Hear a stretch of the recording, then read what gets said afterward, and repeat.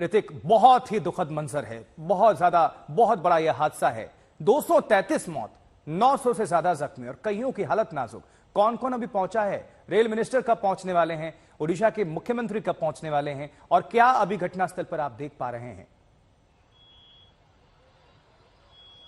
देखिए, आज सुबह ओडिशा के चीफ मिनिस्टर और उसके साथ साथ रेल मंत्री वो पहुंचेंगे, लेकिन कल देर रात हम यहां पर पहुंचा। अंधेरा था, लेकिन उस बीच भी हमने खोजने की कोशिश की, क्या समझने की कोशिश की कि किस तरीके से हादसा हुआ और जो लोग इस ट्रेन में सफर कर रहे थे उसका क्या हालात हुआ होगा।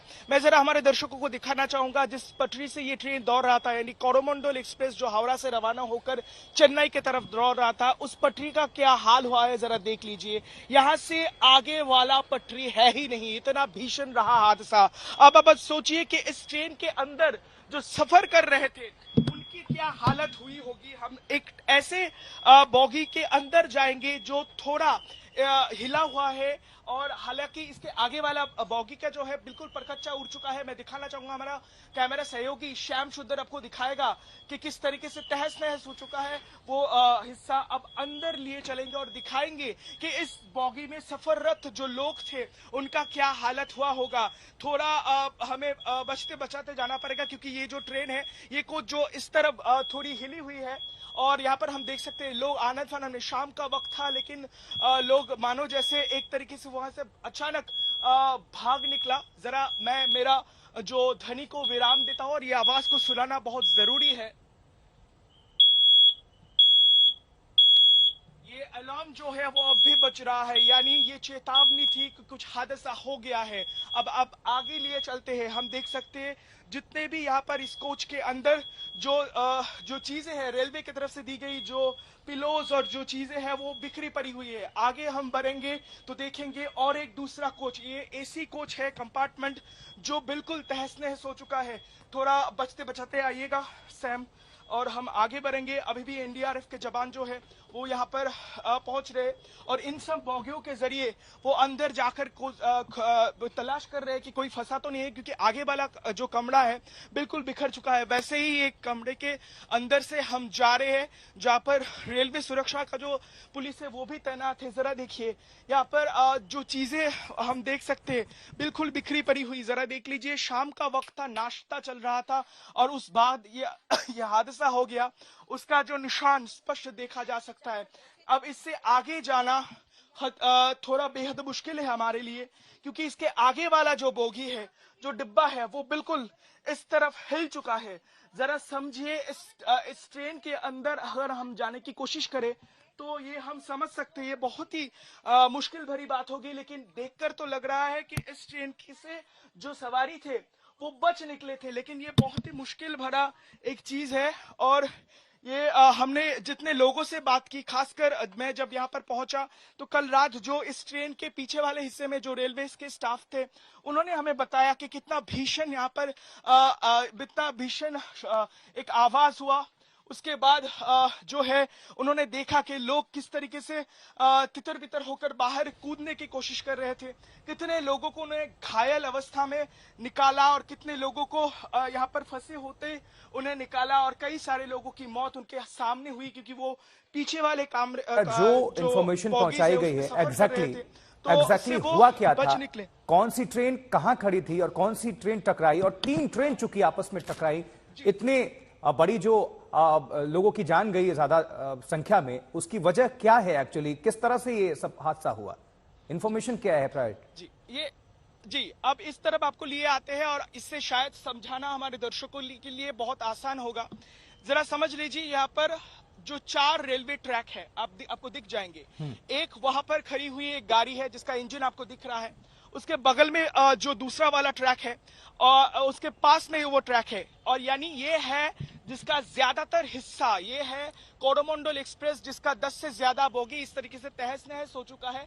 ये इस रास्ते से, इस ट्रैक से आगे की तरफ बढ़ रहा था। जैसे भीषण हादसा हुआ और जो आउटर लाइन में खड़ा हुआ स्टेशन के बगल में जो मालगाड़ी जो हमने पहली वाली ब्रॉडकास्ट में हमने दिखाया उससे टकराई, और उसके बाद ही फौरन बाद जो है वो इतना भीषण अभिघात था कि ज्यादातर बोगी जो है यानी 2 पटरी छोड़कर आगे चला गया। अब ये वाला जो ट्रैक है आपको समझने की जरूरत है, इसी ट्रैक से गुजर रहा था यशवंतपुर एक्सप्रेस, जिसकी दिशा थी हावड़ा की तरफ। हालांकि ये हिस्सा वो ट्रेन क्रॉस कर चुका था। आगे जाकर उसका 3 बॉगी, जो ये जो बॉगीज है, यानी जो कोरोमंडल एक्सप्रेस के जितने बॉगीज पास के जो डाउन लाइन है उस पर आकर गिरा, तो उससे टकरा जाता है। इस कारण से जो 3 ट्रेनें, हालांकि ये साइड बाय साइड जो एक्सीडेंट, जो कोलिशन कहते हैं रेल के परिभाषा में, वो इस तरीके से हुआ है।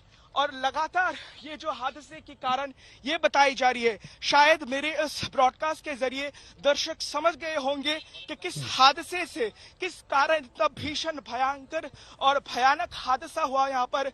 ये वो जो बॉगी है, जो कोरोमंडल एक्सप्रेस के जो बॉगी है, उसका हिस्सा।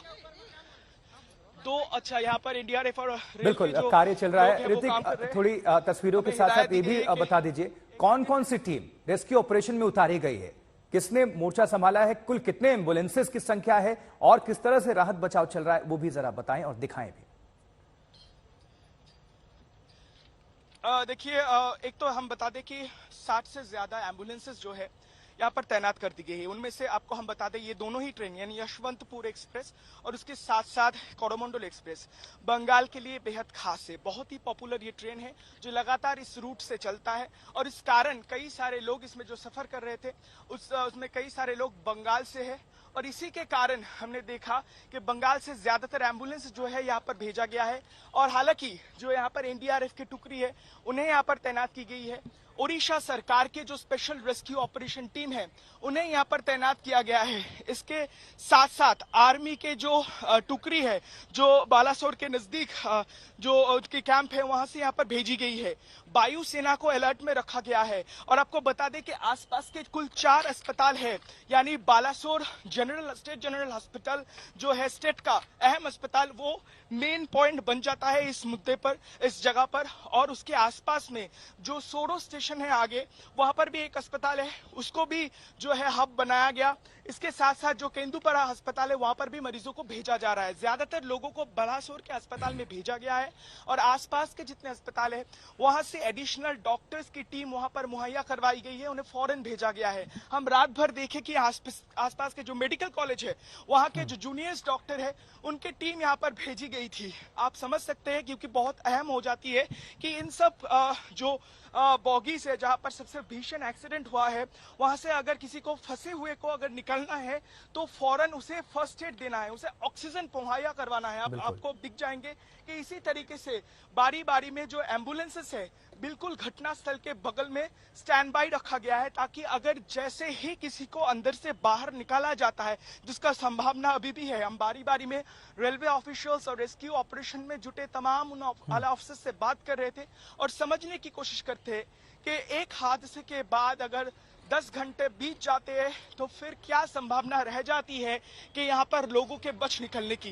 लेकिन उनका मानना है कि देखिए, कई सारे मंजर पर हमने देखा है कि इसके बावजूद इसके कि ज्यादातर लोग डेब्रीज के अंदर जो फंसे हुए थे उनकी बचने की संभावना कम हो जाती है। लेकिन बावजूद इसके वो लोग स्टैंड बाय रखते हैं ताकि कई सारे लोग फंसे होंगे उसको निकालने के लिए। इसी उम्मीद के साथ ये जो अहम वक्त है, ये जो पल बनाकर रखिए।